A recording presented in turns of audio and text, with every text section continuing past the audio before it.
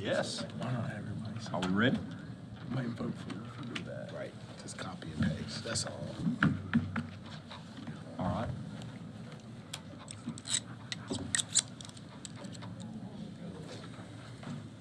Hey, I'm Jason Grubbs. All right. Welcome aboard. Thank you. Mr. Chairman, we're ready to start. Good afternoon. I'd like to welcome everyone to the October 12, 2023 meeting of the City Planning Board. My name is Chris Leak. Would you please stand and join us in the Pledge of Allegiance? I pledge allegiance to the flag of the United States of America and to the republic for which it stands, one nation, under God, indivisible, with liberty and justice for all. Thank you. Our first order of business today will be the consent agenda. These are items for which the petitioner is requesting withdrawal or continuance, or items for which staff has recommended approval and no one is signed up to speak in opposition.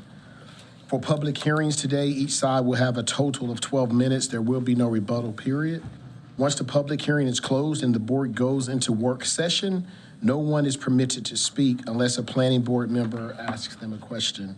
For general use district zoning requests, however, the planning board must consider the full range of uses allowed in the zoning district being requested. The petitioner may not refer to a specific use for the property. For special use zoning districts, however, the petitioner must identify the intended use or uses of the site and give specific details on how the site will be developed. Items under Section B of the agenda will require final action by the appropriate elected body, either the City Council or County Commissioners. As such, votes taken by the Planning Board today concerning these items are recommendations that will be considered by the elected bodies during their review of the request. Before addressing the Planning Board, we will need your name, address, and zip code for the record. Also recognize Councilmember Jeff McIntosh in the audience. Thank you for being here as well. Our first item of business are the approval of the minutes of the September 14th and September 28th meetings. Is there a motion? Move approval of both sets of minutes. Motion by Mr. Lamb, second by Mr. Grubbs. Any discussion? Yes, sir. In the minutes regarding the work session, it should be noted that I was absent. Thank you. All right, motion second with that correction. All those in favor, sign of aye. Aye. Oppose the same sign. That is unanimous. I'm now going to call on Mr. Mark Allred to review the consent agenda. Yes. All right, thank you, Mr. Chair. First up is item B7. This is W3598. It has been continued to November the 9th, 2023. This was done before this is done 8 or more days prior to the planning board meeting, so it's automatic continuance. We have another automatic continuance, which is B6, W3597, but it's being continued to December the 14th, so it's being continued 2 months from now. We do have a request to continue continue to November the 9th, 2023. These are cases B9, W3600, and B10, W3601. So these are being requested to be to November 9th, 2023. We'll need a vote on this because it did happen less than 8 days since the meeting. A move approval. Second. Moved by Mr. Stillman, second by For Mr. both, if we could just get both. clarity. Okay. Yes. Okay, moved by Mr. Stillman, second by Mr. Lamb. Any discussion? All those in favor, sign of aye. Aye. Opposes, that is unanimous. First up is B1 W3592. This petitioner, City of Winston-Salem. This is a conversion of Forsyth County RS9 to City of Winston-Salem RS9. 4.04 acres at the west side of Steyer's Ferry Road, south of Woodcode Drive.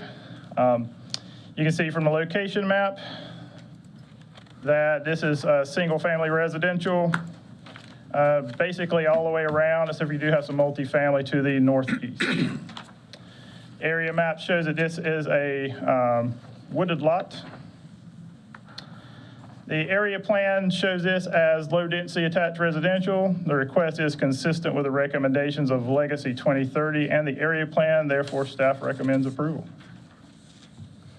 Are there any questions for staff? All right, no one has signed up to speak. Is anyone here opposed to this recommendation? Seeing no one, I declare the public hearing closed. What is the pleasure of the board? Mr. Chairman, I move the planning board find that the request is consistent with the comp plan.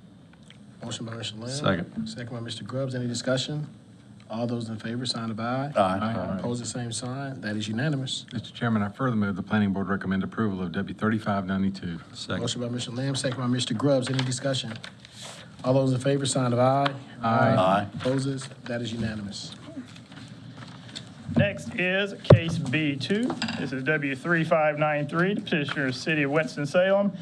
This is a conversion of Forsyth County MUS to City of Winston-Salem MUS. This is 17.32 acres, multiple locations along Brookberry Farm Circle and Maple Chase Lane. The aerial shows that this is a site, at least along Brookberry Farm, that's being developed, and this site is currently undeveloped. And the area plan, it does have this as single-family residential. The request is consistent with the recommendations of both Legacy 2030 and the area plan. Therefore, staff recommends approval. No one has signed up. Is anyone here opposed to this recommendation? Seeing no one, I declare the public hearing closed. What is the pleasure of the board? Mr. Chairman, I move the planning board find that the request is consistent with the comprehensive plan. Second. Motion by Mr. Lamb, second by Mr. Grubbs. Any discussion? All those in favor, sign of aye. Aye. Opposes? That's unanimous. Mr. Chairman, I further move the planning board recommend approval of W 3593. Second. Motion by Mr. Lamb, second by Mr. Grubbs. Any discussion? All those in favor, sign of aye. Aye. Opposed, the same sign. That is unanimous as well. Up next is case B3, W3594, petitioner City of Winston-Salem. This is a conversion of Forsyth County MUS to City of Winston-Salem MUS. This is on the opposite side of the case you just heard from Brookberry Farm Circle. It's 16.42 acres, again, along multiple locations along Brookberry Farm Circle and Maple Chase Lane. The aerial has this as an undeveloped property, and the area plan has this as single family, so the request is consistent with the recommendations of both Legacy 2030 and the area plan. Therefore, staff recommends approval.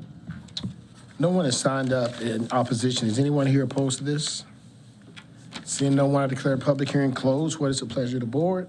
Mr. Chairman, I move that the planning board find that the request is consistent with the comprehensive plan. Second. Motion by Mr. Lamb, second by Mr. Grubbs. Any discussion? All those in favor, sign of aye. Aye. Opposed, the same sign. That is unanimous. Mr. Chairman, I further move the planning board recommend approval of W 3594. Second. Motion by Mr. Lamb, second by Mr. Grubbs. Any discussion? All those in favor, sign of aye. Aye. Opposed, the same sign. That is unanimous. Next is case B4, W3595. The petitioner is Parkway Place 1 and 2 LLC. This is a rezoning from RM18 to highway business. This is 1.18 acres on the north side of East Haynes Mill Road, east of University Parkway. The location map shows that this area is highway business to the east, south, and the west, and a little bit of residential, single-family residential to the north. The aerial shows a developed site, but the buildings on this site have been demolished as of today. So this is a vacant lot with just a parking area. The request proposes a redevelopment of an existing site that is compatible with the surrounding zoning. As you can see, the area plan recommends commercial here. The request is consistent with the recommendations of both Legacy 2030 and the area plan. Staff recommends approval. No one has signed up. Is anyone here opposed to this recommendation? Seeing no one, I declare the public hearing closed. What is the pleasure of the board? Mr. Chairman, I move the planning board find the request is consistent with the comprehensive plan. Second. Motion by Mr. Lamb, second by Mr. Grubbs. Any discussion? All those in favor, sign of aye. Aye. Opposed, the same sign. That is unanimous. Mr. Chairman, I further move the planning board recommend approval of W 3595. I have a motion by Mr. Lamb. Second. Is there a second by Mr. Grubbs? Any further discussion? All those in favor, sign of aye. Aye. Opposed, the same sign. That is unanimous. Next case is B5, W3596. Petitioner is Baptist Retirement Homes Incorporated. The request is RM18 special use, RS9 special use, RS9 general use, RM12 special use, and neighborhood office special use to campus limited use. This is 46.28 acres on the south side of Bethabara Road across from Deacon Ridge Drive. The north and west portions of this property are residential multifamily, with the east and the south being residential single family. The requested uses here are child care drop-in, child care day center, life care community, and nursing care institution. So those are your uses that they're requesting. The aerial shows a developed site through the central and northern portions of the property, with more of wooded to the south and the southwest portions of the property. The area plan has the central portion of the property as institutional, and this portion here was rezoned, so this is also a institutional as part of this property. These two down here are residential single family. The proposed rezoning conditions add additional buffering and limit future site access to mitigate negative impacts of future expansion. The North Suburban Area Plan update recommends campus zoning here, as it is an institutional land use. Staff finds the request is generally consistent with the recommendations of both Legacy 2030 and the area plan. So we do recommend approval. No one is signed up. Is anyone here opposed to this recommendation? Yes. Okay. We're gonna have to pull this one off. We'll get back to you. Thank you. So it's public hearing. I have to do a public hearing. It's 5, right? Yeah, that's fine. Mr. Chair, this case B8W3599 does have opposition, so this is coming off consent also. All right. Next up is case B11. This is F1633. The petitioner is Braxton Charles LLC. The rezoning is RS9 to agricultural AG. The acreage is 3.4 acres on the north side of Ogden School Road, west of Davis Ridge Drive. To the north and east, you'll see it's agricultural. To the south and the west, you'll see that it's single-family residential. The southern portion across the street is in current development, as you see RS15S on the south side. As you see from the aerial, again, it's showing as vacant lots. South of it, it is being developed, just at this time, the aerial, it was not. The area plans, staff finds that the request is consistent with the recommendations of both Legacy 2030 and the area plan. The area plan recommends single-family residential, which AG is. Therefore, staff does recommend approval. All right, no one is signed up. Is anyone here opposed to this recommendation? Seeing no one, I declare the public hearing closed. What is the motion of the board? Mr. Chairman, I move the planning board find that the request is consistent with the comprehensive plan. Motion by Mr. Lamb, second by Mr. Grubbs. Any discussion? All those in favor, sign of aye. Aye. Oppose the same sign. That is unanimous. Mr. Chairman, I further move the planning board recommend approval of F1633. Second. Motion by Mr. Lamb, second by Mr. Grubbs. Any discussion? All those in favor, sign of aye. Aye. Oppose the same sign. That is unanimous. Okay. Next up is case C1. This is PBR 2023-18. This is Elm Ridge LLC. It's 26-lot PRD and RS9 zoning, 10.65 acres at the terminus of Elm Drive, southwest of North Cherry Street. This was originally allowed for a 26-lot PRD in 2009. The original site plan has expired and would be unable to meet current requirements. The request is coming back with a revised site plan to meet those current UDO requirements, which it currently does. Staff does recommend approval. It does meet UDO requirements. Mr. Chairman, I move approval. Second. Motion by Mr. Lamb, second by Mr. Grubbs. Any discussion? All those in favor, sign of aye. Aye. Oppose the same sign. That is unanimous. Mr. Chairman, the board will now go back to case B5, which is W3596. I'd also, before we get started, I'd like to recognize Councilmember John Larson. I saw him walk in. Good seeing you today, sir.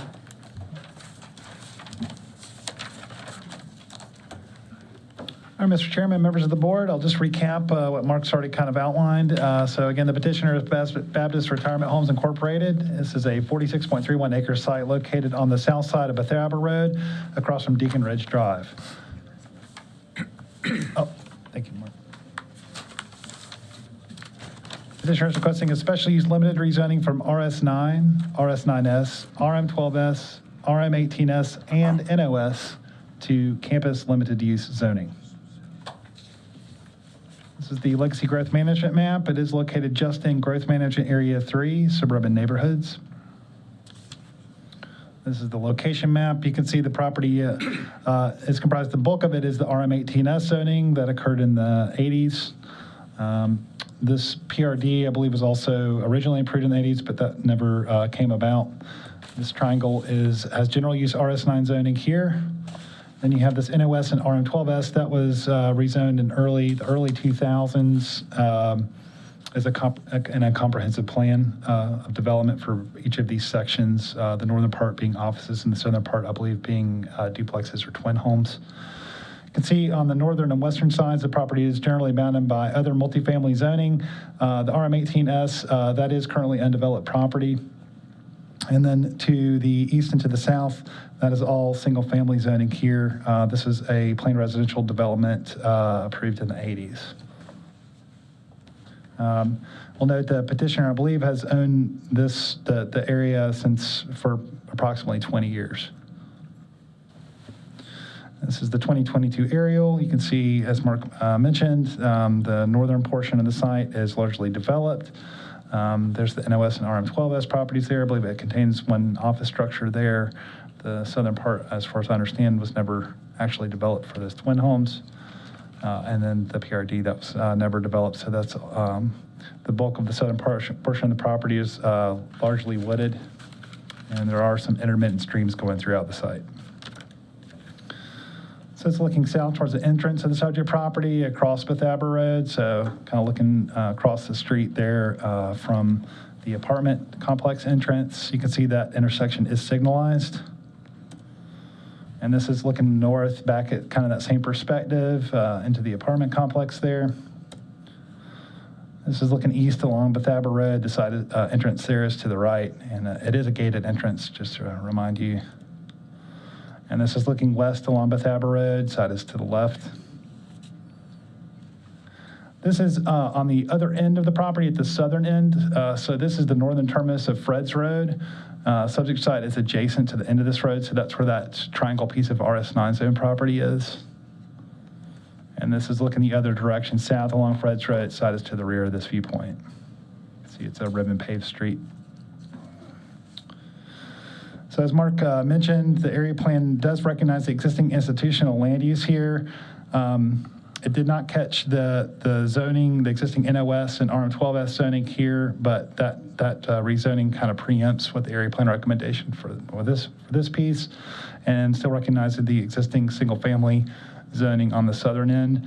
I will mention that in the staff report, the area plan recommendation generally states that it cannot anticipate the future needs and expansions of large institutional land uses, and therefore it's a case-by-case basis. Therefore, in our findings, staff found that the request would consolidate various land uses and zoning districts within a single campus district. The request is generally consistent with Legacy 2030 and the North Suburban Area Plan update. And the proposed rezoning conditions add additional buffering and limit future site access to mitigate the negative impacts of future development expansion. Just to remind you of what those proposed conditions are, they tend to be locationally specific. So I'm not going to go into those into too much detail, but many of them are meant to keep an undisturbed buffer for areas that already have wooded areas. And I will mention that condition C there, that's going to be a 50-foot undisturbed buffer, meaning the 20-foot planting requirements on the southern end of the property there next to the Fred's Road portion. Petitioners also volunteered that any future access to Fred's Road would be limited to a gated emergency access only.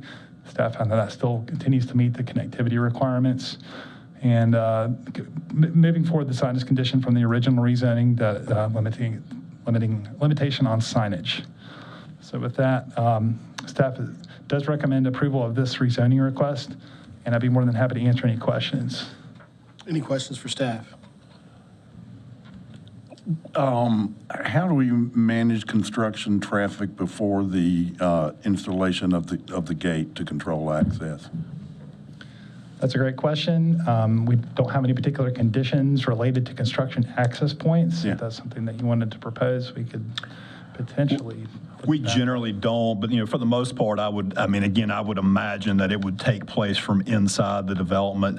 That's how all the other development that's taken place out there, it has come internal to the actual development. Again, if that's something you felt like that the city council should consider, you could always ask the developer or the property owner if they'd be willing to agree to a condition, but I don't necessarily know that it's needed.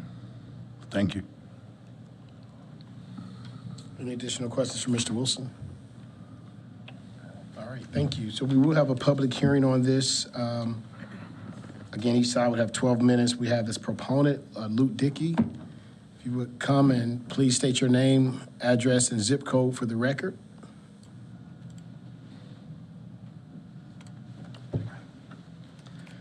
Chairman, members of the board, good afternoon. Luke Dickey with Stimmel Associates, 601 North Trade Street, Suite 200, Winston-Salem, 27101.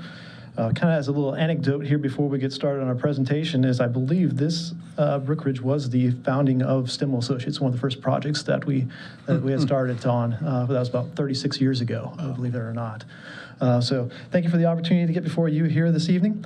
The presentation will be very brief because, again, we are asking for a limited use on this.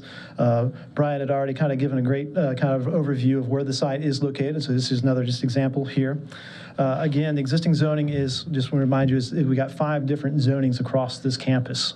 So when Brook Ridge was going through their latest kind of master planning, as we kind of look at how they wanted to develop the undeveloped areas on the campus, they kind of realized the encumbrances that had placed on them in regards to how they could bring this in as a total campus.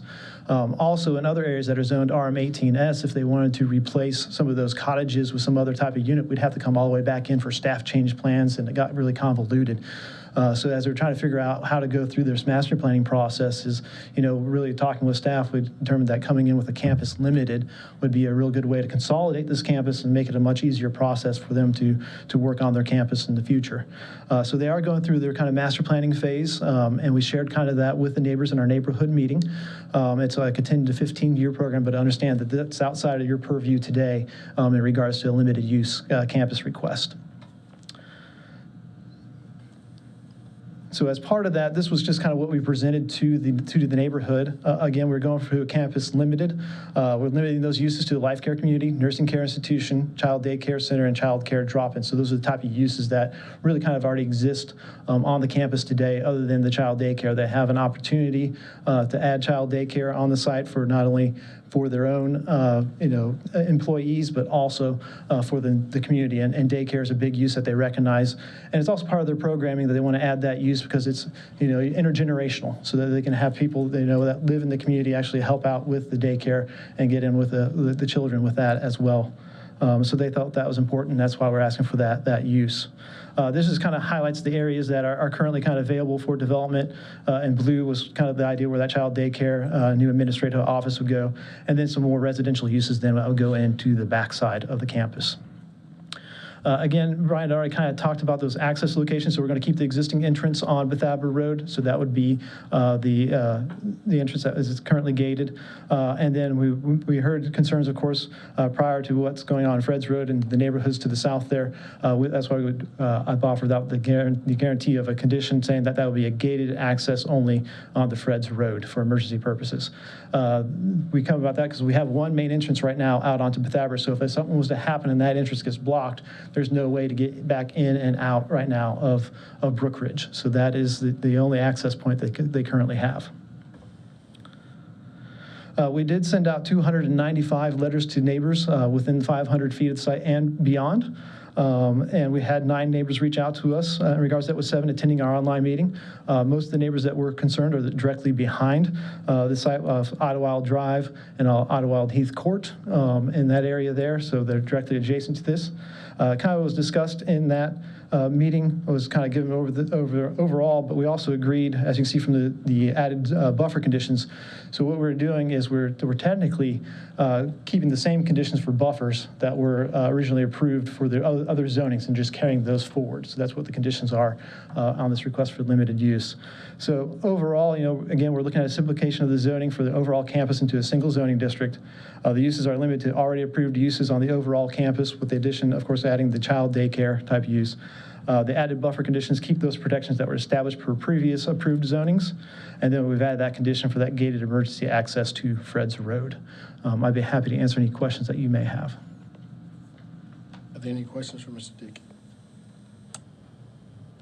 All right, thank you so much. Thank you. We do have opposition in this case. Would you please come to the podium, state your name, address, and zip code for the record, please?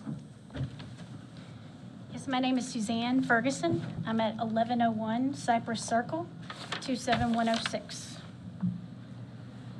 Thank you, Ms. Ferguson. What would you like us to know? My concern is related to NOS and RM12, that little snippet on the side. I am the first house to the right, if you look right there, and I live in a neighborhood, a dead end circle right there, right next to it.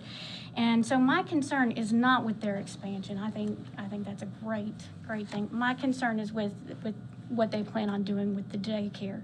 And then what they haven't spoken about was the ingress and egress that is right next to my my driveway, which goes into their office. So there is an ingress and egress on NS01 that is separated by a little tree line, and I think that would be separated by their buffer. But I am concerned because I was one of the 7 folks that watched their presentation, and they could not say whether or not they would have that as ingress and egress, where people would come and also use it to drop off their kids. They also said that was a good opportunity. There's another child care facility within a mile down the same road on Pythagoras, less than a mile away. So my concern is not necessarily that, it's whether or not those two could be somehow spaced off and not considered part of this planning request. I don't think that enough care has been given to the other folks on the right-hand side, because there are 2 dead-end roads right next to it, and I consider Barclay Terrace, part of that area. But we're definitely affected by whether or not you're going to change the nature of the neighborhood. So I will tell you that living next to a retirement community that you don't know is that you get at least 3 to 6 ambulances going down the main road every day. And that is a primary cut through. You have University on one side and Silas Creek on the other. That is a primary cut through. So it is great centrally located. I give you that. I just have huge concerns between the planning of driveway and capacity. You already have Deacon Ridge and apartments back there. And then you're going to come in and then you're going to put a daycare, and it will change the whole nature of that. It's one thing to move into a retirement, next door to a retirement community. It's another thing altogether to move in next to, have a daycare built next to you. It's kind of like living next to a school. So that's my concern. And I just wanted to make sure I shared it. Thank you, Ms. Ferguson. Any questions for Ms. Ferguson? All right, thank you. How much time do we have left? 8 minutes, 46. 8 minutes and 46 seconds. If anyone else would like to speak in opposition. No? All right, seeing no one, I declare the public hearing closed. What is the pleasure of the board on this case? I move that the planning board find that the request is consistent with the comprehensive plan for W3596. We have a motion. Second. By Ms. McRae, second by Mr. Grubbs. Any discussion? All in favor, sign of aye. Aye. Opposed, the same sign. That is unanimous. I further move that the planning board recommend approval of W3596. Second. I have a motion by Ms. McRae, second by Mr. Grubbs. Any discussion? All those in favor, sign of aye. Aye. Opposed, the same sign. That is unanimous. Motion passes.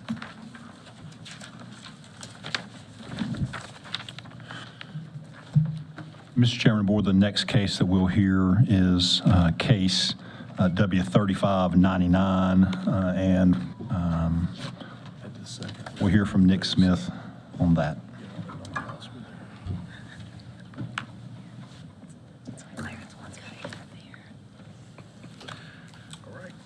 Good afternoon, members of the Planning Board. As Chris and Mark both mentioned, this is case W3599. The petitioners are Dixon William Luther, Lillian I. Evans, and Lillian A. Evans. The site is a 27.05 acre site on the south side of J Avenue, east of Old Salisbury Road. And the request is for special use rezoning from RM12S and RS9 to RM8S. The subject property is located down on the southern portion of Forsyth County. It is in GMA 3. With this location map, you can see that this property is bounded to the north and east by variations of institutional and multifamily type uses. And to the south and west is bounded by mostly single-family residential and subdivisions. Again, from the arrow, you can see the same thing. This site is currently developed with a single house, kind of planted right into the middle of the site. Let me turn the laser pointer on. There is one single house roughly right there, accessed via J Avenue. And so that's currently what is on the property. And as you can tell, again, there's single family to the south and west, and institutional and multifamily residential to the north and east. You can also see right here, there is a stream on the eastern side of, sorry, yes, I know my directions, eastern side of the property. The area plan, this is a little bit out of date, similar to what we were talking about with the Baptist retirement community. Case W3437 did rezone this western portion of the property. That is what rezoned it to RM12S. So because of that, the recommendation for the property is now multifamily residential at 12 dwelling units per acre. And this eastern portion is still proposed to remain as RS9 and single family residential at 0 to 8 dwelling units per acre. This is looking north along Old Salisbury Road. The main entrance for this development is to the right, right across the street from an intersection with Mid Pines Road. This is looking south at the intersection of Old Salisbury Road and J Avenue. The subject property is to the left. And this is at the terminus of J Avenue looking into the subject property. Down that gravel road over to about right here is where that single family residential house currently is on the property. This is a site plan for the proposed project. As I mentioned earlier, this is that primary entrance off of Old Salisbury Road. This is Mid Pines Road. It's right across the street, so this will be an intersection. The developers are proposing to close that portion of J Avenue that currently allows access to that single-family home on site. They're also proposing dedicating some right-of-way for us to be able to establish a turnaround for J Avenue. This property also does have a secondary connection to Devon Kathleen Road, which is a stub street for a subdivision to the south. There are 3 recreation areas for this site, one right here, one right here, and one right here. All of them are pedestrian friendly. And as mentioned earlier, this site is density neutral for the area plan recommendations and zoning district. The current recommendations are 12 dwelling units per acre on the western parcel that's been rezoned to RM12S, and 8 dwelling units per acre on the eastern parcel. Accounting for all the acreage of the site and the proposed amount of development, this one comes out to about 4.67 dwelling units per acre. And to the south, this single-family residential comes out to approximately 3.07 dwelling units per acre, so similar to what's currently there. Here are some proposed elevations for the townhomes that the developer is proposing, as well as a proof of concept from somewhere else in the state or somewhere in the world that this photo was taken. I'm not sure exactly where, but it was submitted as part of the elevations package. In summary, the request is generally consistent with the recommendations of the South Suburban Area Plan and Legacy 2030, except for that single-family residential recommendation for the eastern parcel that was not rezoned previously. The proposed development is density neutral in context to the area plan recommendations and the existing zoning, and the request serves as a transitional development between the institutional multifamily uses to the north and east and the single-family residences to the south and the west. For these reasons, planning staff does recommend approval, and the site plan does meet all UDO requirements. I'm more than happy to answer any questions. Thank you, Mr. Smith. Any questions for Mr. Smith? All right, thank you. So we will have a public hearing on this as well. Again, the proponents will have 12 minutes as well as the opposition, and we have Mr. Dickey coming back up.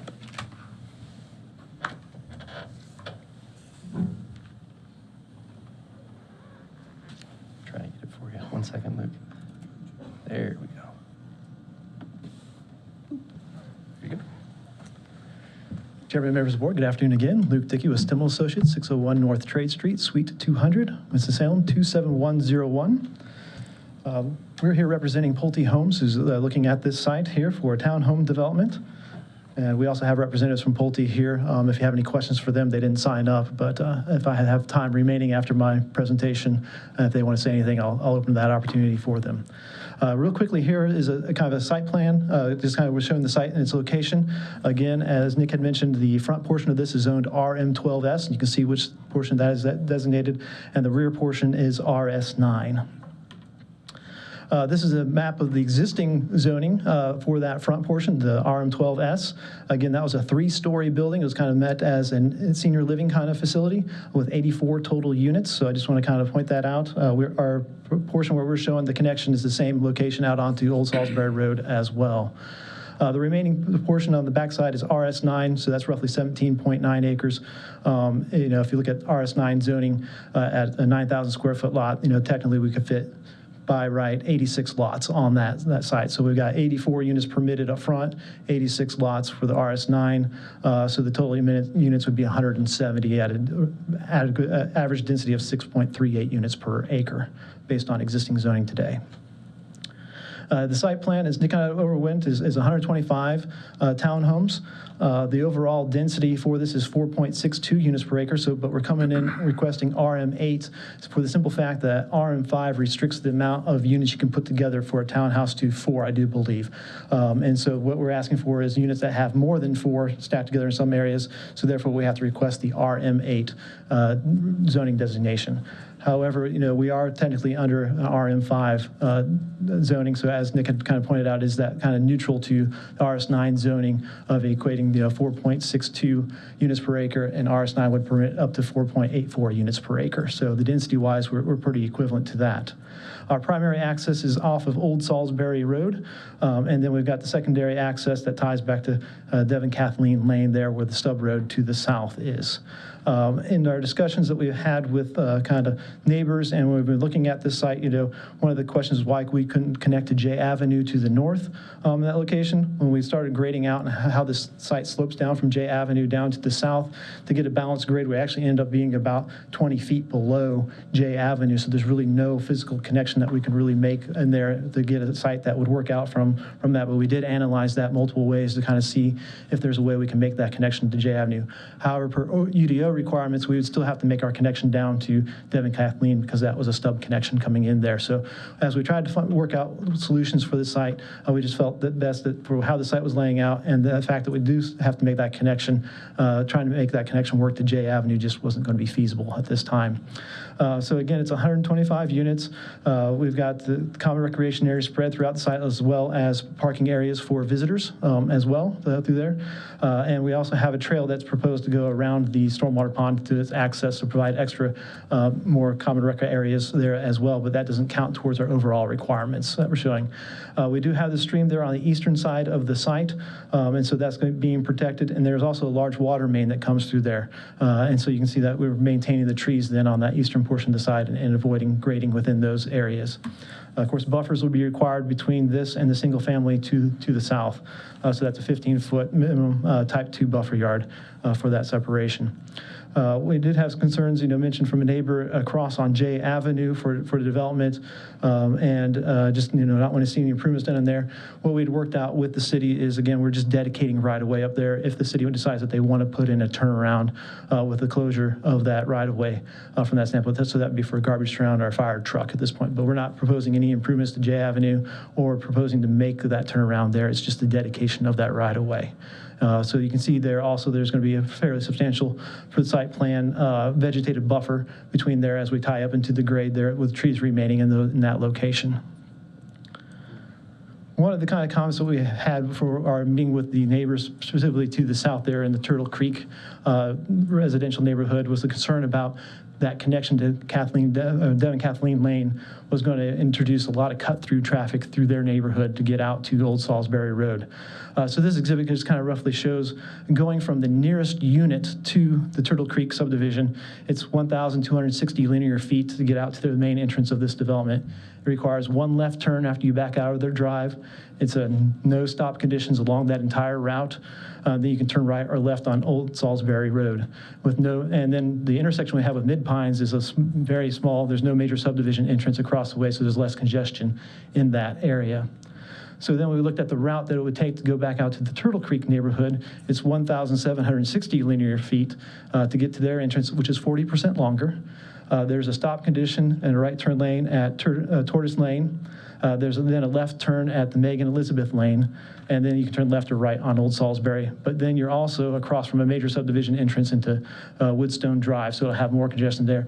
So our thoughts are that most people that in this development are going to go out the entrance that we provided towards, because it's going to be less circuitous and it's going to be a quicker route to get out. Now, that doesn't keep anybody that's on Stone Moss Lane there directly. They may actually use our entrance now to get back into their development, because that may be the shorter route for them as opposed to going out their current route. And so we knew that there's concerns from the neighbors in regards to that traffic, but we feel that way the site layout does address that would actually not really be encouraged to go through their neighborhood, but to stay in the existing roads for this development itself. Again, as shared, this is an image of the kind of preliminary elevations that were submitted for this. Our neighborhood outreach, we reached out to 155 property owners and residents within the areas highlighted here. We did have 16 neighbors reach out to us, with 13 attending the online meeting. Recent support is, again, a portion of the site is a downzoning from RM12 to RM8, and from a large 84-unit, 3-story building to 2-story townhomes. The proposed density of the project of 4.62 units per acre is comparable to what is permitted in the RS9 zoning at 4.84 units per acre. Townhomes are a good transition from the approved multifamily apartments to the north to the single family to the south. And the layout of site promotes the use of, again, of the proposed entrance on Old Salisbury Road versus access through the adjacent neighborhood. And I'd be happy to answer any questions that you may have. 5 minutes, Mr. Chairman. All right. Any questions for Mr. Dickey? No. All right. Would anyone else like to speak in support? There are 5 minutes left.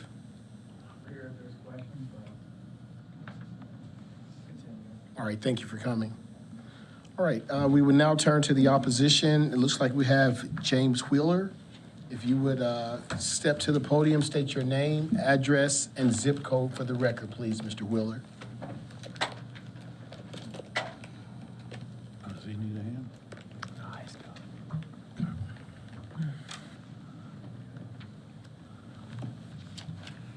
My name is James William Wheeler.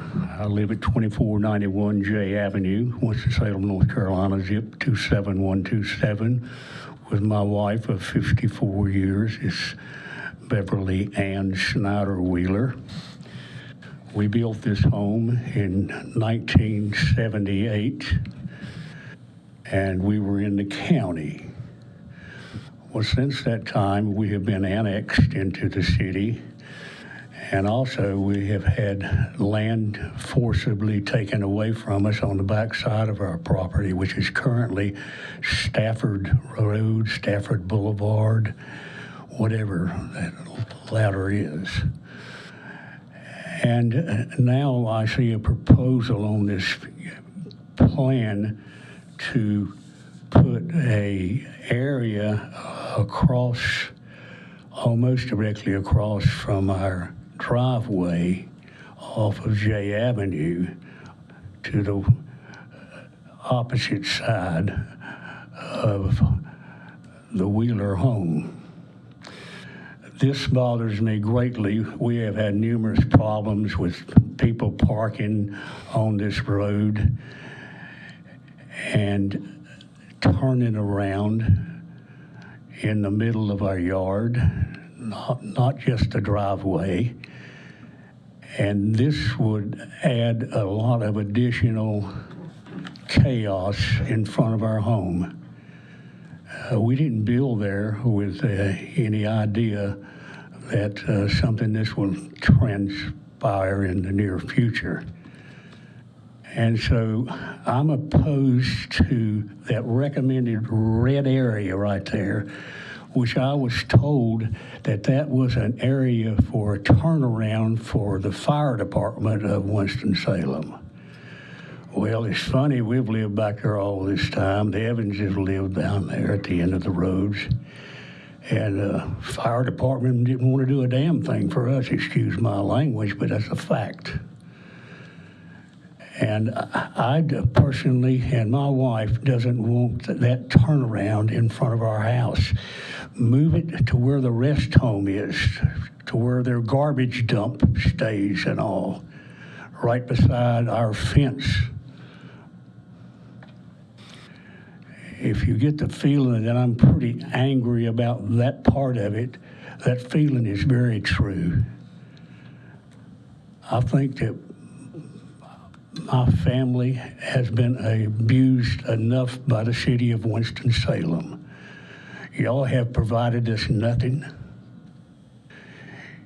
Even the water that we received at our house, we had to pull it up from Old Salisbury Road all the way up J Avenue, 3.5, and we did that, had to do that twice for people not keeping their promises.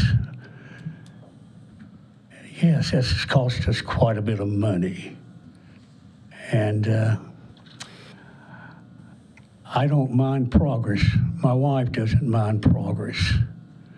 I'm not against these individuals that own this land to reap the benefits which they may be deserved. But I am very opposed to that red area. I make a recommendation that you move it down by the rest home, where the rest home buildings are not, and it's between their drive on the backside for their employees.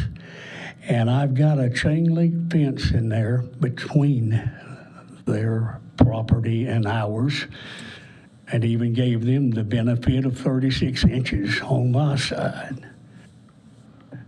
So I wish that y'all would take into consideration how we, as citizens of Winston-Salem, North Carolina, and myself having served in the United States Navy, and I was proud of it, and I'm proud to be a citizen of the United States. And that's the only true objection I have. I can tolerate the traffic and all that, but that is not very saying any concern for my wife. Thank you. Thank you, Mr. Wheeler. Are there any questions for Mr. Wheeler? I just like this thing. How much time do we have left? 7 minutes remaining. We have 7 minutes left. Is anyone here who would like to speak in opposition?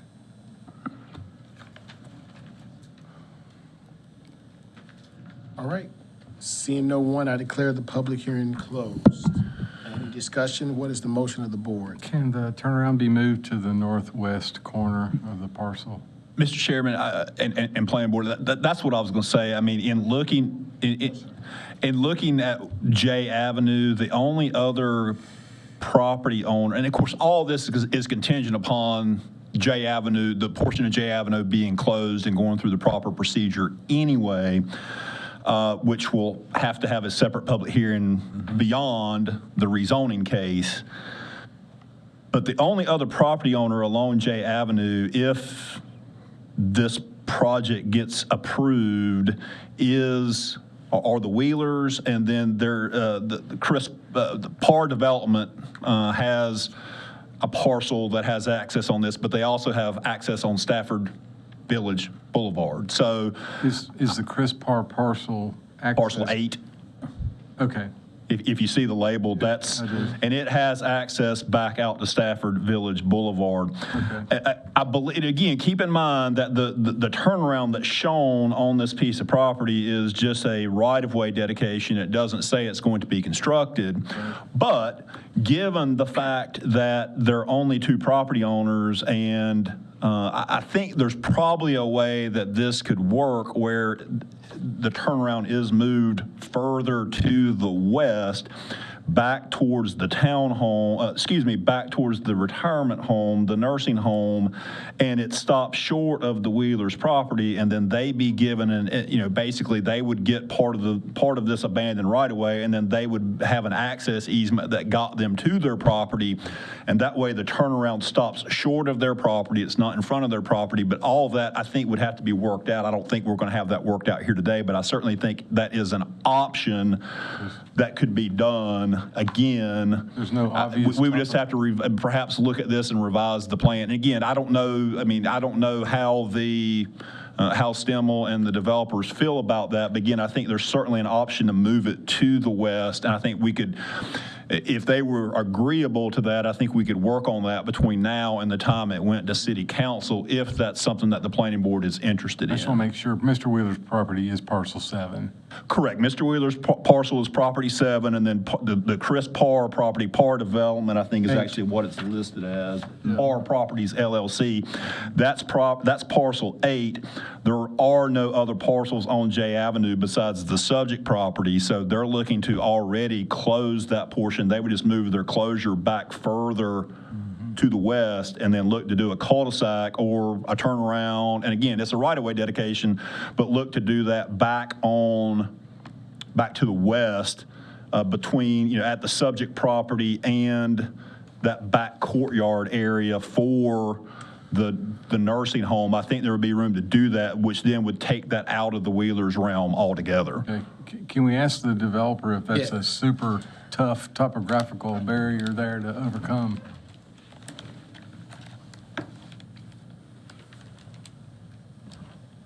Yeah, so in response to that, the kind of the reasoning of that location was worked out with Winston-Salem DOT and staff when they were reviewing this. As we say, where we're proposing to do the closure of J Avenue is right there at the joining of Mr. Wheeler and Parr Properties there, so it's from the backside there. So it's kind of looking at kind of the distance. So that thought of this would be there'd be kind of that offset turnaround that you see, so it wouldn't be a cul-de-sac if it ever got put in. So a fire truck would be able to pull forward up to the closure property line and then back in and then pull back out if they ever wanted that. So I think, and this is also located towards the end of where the paved section currently of J Avenue is located. So, if we're talking about pulling it further to the west and then in discussion with the city in terms of then where do we close the J Avenue portion of the site kind of for that turnaround, if we keep it open in front of Mr. Wheeler's property, then, we wouldn't have, the thing would be if we pull it back and the city wants us to close more of that J Avenue unimproved kind of area, then we'd have to work obviously with Mr. Wheeler on that closure, because he'd have to be signing away on the closure as well, and then he would get half of that right of way and this property would get the other half on the I other would side. move the closure any further west. I'd leave it alone because what do you got, a 250-foot limitation or something for a fire truck from your structure on Parr's property, or? The 150. It's 150. 200 if you sprinkle. Okay. Yeah. Okay. So that's going to put constraints on Parr's property if we start moving that closure to the west. So I know from the approved Parr, they're not making any connection to J Avenue. They're coming everything in from Stafford Village Boulevard, and I think then they got their hose pulls as they need from a fire standpoint from there. So Sorry. Yeah, go ahead, Chris. I would say, I mean, and again, obviously, this is a board consideration, this is a recommendation. If you're so inclined to move this forward, I believe it could be that perhaps the developer and the consultant could talk to Mr. Wheeler and the Wheelers and see if they would be interested in actually closing J Avenue in front of their property, which would then move it back further to the west and would get that turnaround out of their area. It would perhaps preclude anybody from ever being able to go down there and turn around. Again, if they wanted to put some type of gate or something else up, I don't think we're going to probably solve it today because, again, I'm not sure how the Wheelers feel about signing on to a future closure, but I think that's a solution that would be able to move that right-of-way. It's not truly a turnaround. It's just a right-of-way that would be available for a turnaround, but it would move it out from in front of their property and perhaps address their concerns that they already have related to folks coming down there now. Okay. I'm curious, what triggered having to do this right of way? If there wasn't one existing already, Well, what about this rezoning? Well, again, I mean, Mr. Wheeler, he and I were talking beforehand. I've known them a very long time. This road has been there since before the city. I mean, obviously, you heard him say before the city was there. It's an old road. The issue is whenever you go in and close, there's been no improvement out there for a turnaround, but whenever you actually go through the action of closing something, then at that point, there needs to be a way to make it functional to be able to turn around. So that's where it came from, is because they're showing the closure. That triggered having to do something to make it, to formalize that turnaround. Again, you're taking a road that's, probably was an old farm path back in the 40s and 50s, and then it, eventually became a public street, and, it's never met any kind of standard. But because they're going through the act of closure, you need to provide a turnaround. And I would just really encourage the petitioner, if this is being done because it's a benefit to you to have this closure, then you really need to consider the other people that it's affecting. Because you are getting the benefit of closing that road. If that wasn't approved, you would not have the site plan that you have. Correct. Okay. Thank you. So I guess our motion, I'd like to make a motion. So I move the planning board find the request is consistent with the comprehensive plan. A motion by Mr. Lamb, second by Mr. Grubbs. Any discussion? All those in favor, sign of aye. Aye. Opposed, the same sign. That is unanimous. Okay, and then, Mr. Chairman, I further move the planning board recommend approval of W 3599, and upon the condition that this turnaround, I don't know the best way to reference it, but this turnaround red area be moved as far west as is practical, using everyone's best efforts. That'd be my motion. Is that sufficient? Yeah.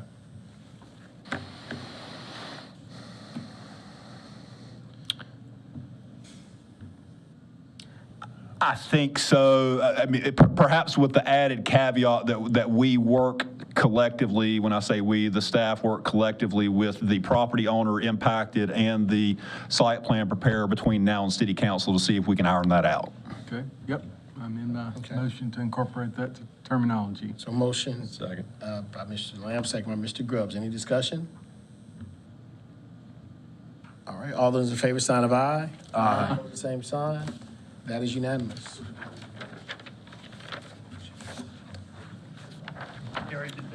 Mr. Chairman of the Board, the next case we have on the agenda today is, it's actually item B12, which is the downtown plan update. We'll hear from Amy Crum, Assistant Planning Director, will give the presentation, and then we'll hold a public hearing if anyone would like to speak.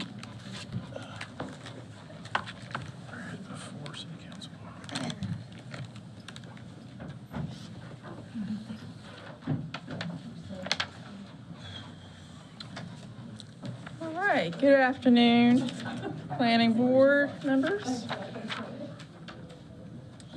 All right, so the original downtown plan was adopted in 2013, and like that original plan, this new update will be a 10-year time frame. It'll be a 10-year plan. In terms of sort of process, this plan was led by the Downtown Winston-Salem Partnership with assistance from planning staff. So the vision of the downtown plan update is that Winston-Salem is focused on creating and maintaining a vibrant, inclusive, and engaging downtown that embraces creativity, equity, and the pursuit of excellence through a unique downtown environment. Here you'll see basically the boundary of the plan. At the north end is 11th Street. To the east is US 52. To the south is Salem Parkway. And then to the west is Broad Street and the West End historic neighborhood. You also notice the districts that are outlined and talked about in the plan. The colored districts are the major districts within downtown. There's a couple new names that you'll see listed there. Government Center is new. That used to be the Skyline District. 4th Street is new. Industry Hill also didn't exist in 2013. And then the sort of muted colors around that, they're sort of the outer districts. They influence downtown, and downtown influences them, and they're spoken about in the plan, but they're not the core districts. So we talk about planning process. The planning process was led by the planning committee of the Downtown Winston-Salem Partnership, and they did have 3 subcommittees that did a bulk of the work. This was all done in-house except for the graphics and layout. All text was done in-house with the Downtown Partnership and the planning committee. Outreach, there was multiple methods of outreach. It started with interviews with community leaders, followed by 2 public surveys with about 1,700 survey responses. There was 3 public workshops, 2 were in person, 1 was virtual. They had community group presentations where they gathered input, as well as the stakeholder meetings themselves, and where they invited different individuals within the downtown to come in and speak about particular topics. The plan is sort of framed around 3 main areas, and these were essentially the topic areas for the subcommittees, and they were growth, connectivity, and appearance. And they have the goal and recommendations basically were set up to create a walkable, safe, and connected community that welcomes a diverse group of workers, visitors, and residents. And so looking at the growth framework, it had 6 different goals established within it, basically focused around housing affordability, promoting small business, filling vacant spaces, growing our food scene, and then creating and supporting new festivals and supporting our existing festivals as well as events. Connectivity, obviously by the name, this was mainly focused around access, mobility, pedestrian mobility mainly. So improved parking, public safety, adding some pedestrian lightings, going again to public safety, promoting micromobility. This is the scooters and electric bicycles to help folks get around, pedestrian connectivity, enhancing our existing parks, and then creating some big new entertainment or recreation draws, mainly being a concrete skate park and then an amphitheater, which are detailed in the plan. In terms of appearance, really leveraging our architecture, refining our design standards, mainly for the overlay district. Sidewalk dining was talked about a lot, as well as adding more public art, beautifying the pedestrian experience, and then branding those districts through art and design so that people know that they're on 4th Street or they know in the Arts District or Industry Hill, giving them their own sort of character, and adding some trees and landscaping. The land use recommendation is shown here. The purple is for mixed use. The gold is general residential. This is the Holly Avenue neighborhood. This is exactly the same as the 2013 plan. This provides us the most flexibility to promote a development within downtown. The Winston-Salem Partnership Board unanimously approved the plan on September 21st at their meeting there, and staff recommends approval, and I'll be happy to answer any questions. Any questions, staff? No, we had great dialogue in our work session. Any additional questions or thoughts? I'd just like to say, since I was unable to be there for that session, that over the decades I've read many downtown plans, and I'd like to give the Downtown Partnership a great big way to go because it covers so many things that my only fear is they'll have more on their plate than they alone can accomplish. But it's a really good document. I would love the opportunity after this meeting, whenever it's convenient with you, to go over some of the comments that I had provided back to you as well. And I'd move approval. I have a motion by Mr. Stillman. Mr. Chairman, if we could, given that we already have a recommendation, hopefully I don't think there'll be folks that want to speak in support. If we could just call if there's anyone here in opposition, I would certainly want to, I wouldn't want to preclude anyone from the ability. No one has signed up. Is anyone here opposed to this recommendation? Seeing no one, I declare the public hearing closed. What is the pleasure of the board? Now, Mr. Chairman, I would like to move approval of the new downtown plan. A motion by Mr. Stillman, a second by Mr. Grubbs. Any discussion? All those in favor, sign of aye. Aye. Aye. Opposed, the same sign. That is unanimous. Mr. Chairman and Board, that moves us to staff report. I would like to take a little personal point of privilege here, and again, thank the Downtown Winston-Salem Partnership, the folks that served on the steering committee. I mean, this was a long process. And of course, you know, just like y'all, they are volunteers and aren't getting paid to do this. So thank you to everyone on the partnership and on the subcommittee. I'd also like to thank both Kirk and Amy, as well as Tiffany White, who spent a lot of time from a staff perspective on this plan as well. Again, I think it shows the quality of our staff, the quality of the folks who have the best interest of downtown at heart, how good this plan is and how well we have been able to do over the last 20, 25 years. So again, thank you. As far as staff report, I do have the normal. I'll turn to Kirk, who will give you a quick October work session preview. All right, good afternoon, early evening, board members. Just 2 items going to your last work session of the year, which will be 2 weeks from tonight. The first is UDO-CC 25, which is a text amendment to multifamily development standards, and it's actually very timely. You all remember Mr. Dickey was saying the reason he asked for RM8 as opposed to RM5 for the units on Old Salisbury Road is because RM5 requires buildings to be no more than 4 in a single group for townhomes. That's one of the few things that we're going to be changing to make our districts more usable for development, and Steve Smotherman will present that to you. The second item is a crossover from the world of historic preservation. Heather Bratlin is going to be presenting some work that she's done on the Green Book, which was an African-American guide to kind of navigating travels in the South in the eras of sundown towns. And certainly we had some of those in our region, and saying where you could have safe passage basically as you traveled throughout the country. So really important project. It's available on our website now for folks to look at, but we're going to have her present that to you all. And we're also going to have Emily Jones, who is one of our GIS project planners.